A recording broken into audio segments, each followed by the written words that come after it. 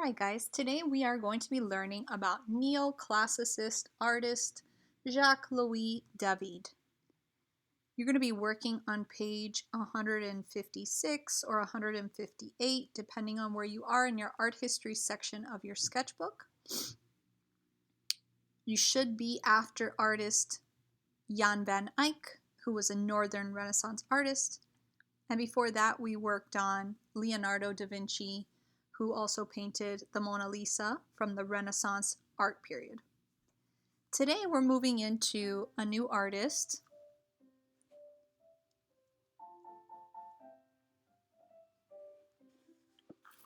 He is French, and when we talk about the art period of neoclassicism, he is the painter who is probably most renowned for this art period.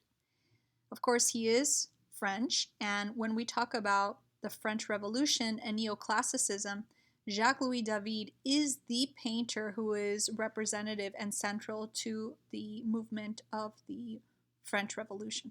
Okay, and if you're not familiar with the French Revolution, it was basically a movement in the late 18th century and early 19th century to overthrow the monarchy of France. This is when they beheaded Marie Antoinette, if you are familiar with her as queen, and that was because the monarchy was just so excessive and had so much money, and the common people, the working class people, decided to overthrow the monarchy, and that's when Napoleon comes into play, so we'll be talking about him as well. Jacques-Louis David was lucky because he was the painter to the court, but he was also able to experience all of this and ended up recording a lot of what was happening in society through his paintings. This is a self-portrait, which if you need to know what he looked like, very interesting, right? He paints himself as a painter, and on the right side of his face, he has some kind of a scar. So that's our left view. If you see on that left side, which is the right side of his face, he has some kind of scar that was left from a deformation. I think he got into a fight when he was younger. And he always paints the left side of the painting or the right side of his face with a shadow, or he'll cover it up, as seen here as well. Again, the left side, the right side of his face, covered up by his shirt or by his clothing, okay? So we can see again, he is French, born 1748, died in 1825, and he is a neoclassical art period painter.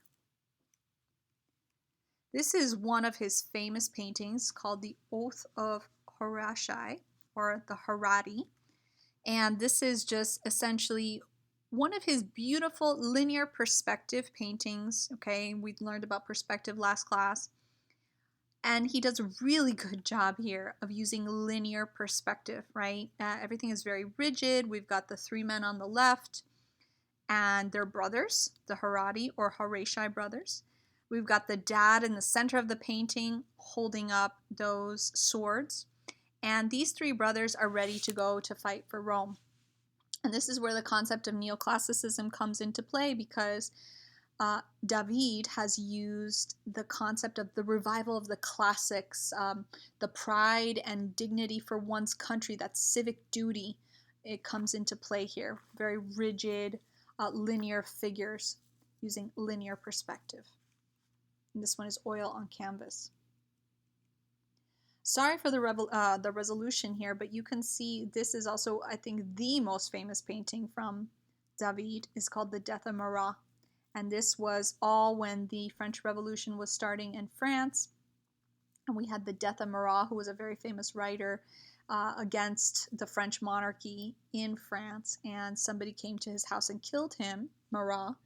And then David decided, hey, I'm going to paint this. And it was a controversial painting. It was a controversial event. But he gained a lot of fame from this painting, painting a dead man kind of hanging outside of his tub, draped outside of his tub, dead, and holding his last words in a letter there on the right.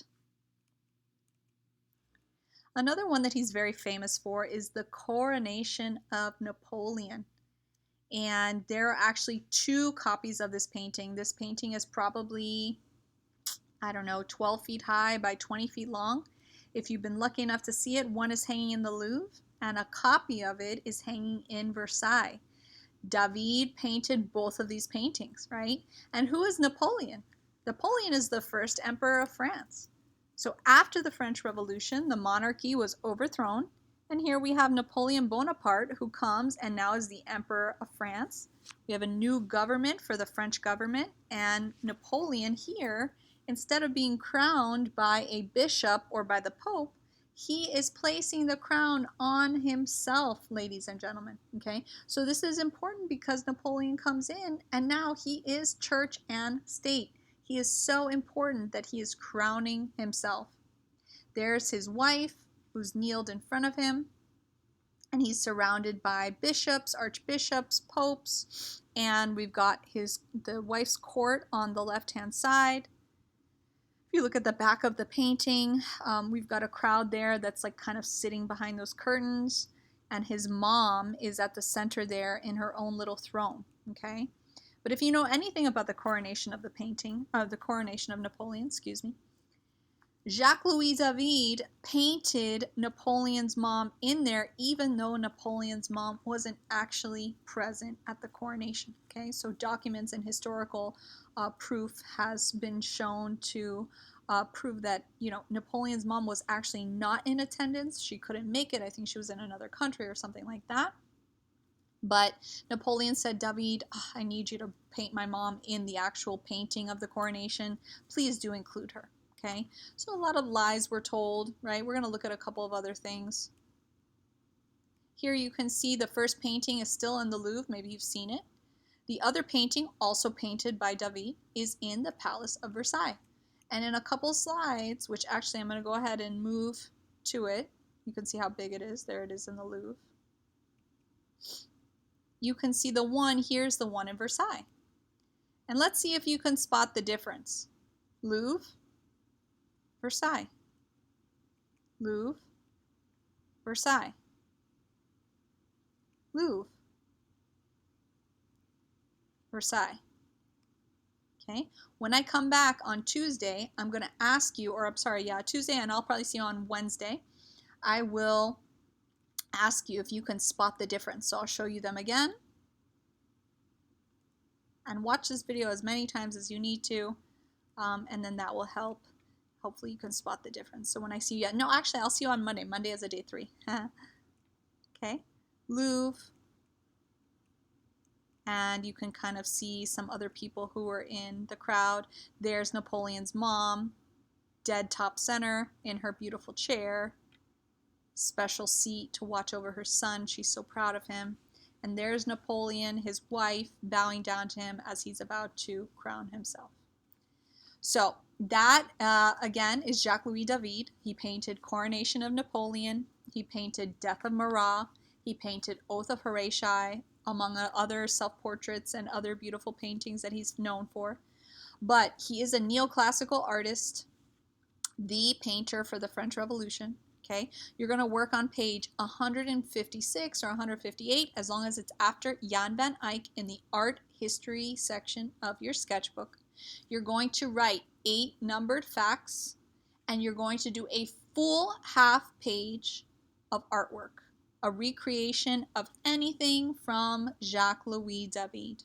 All right, please make sure you're doing this in color. Make sure it encompasses the entire full half page. Okay, be good to your sub today. Thank you so much for tuning in, and I will see you guys on Monday.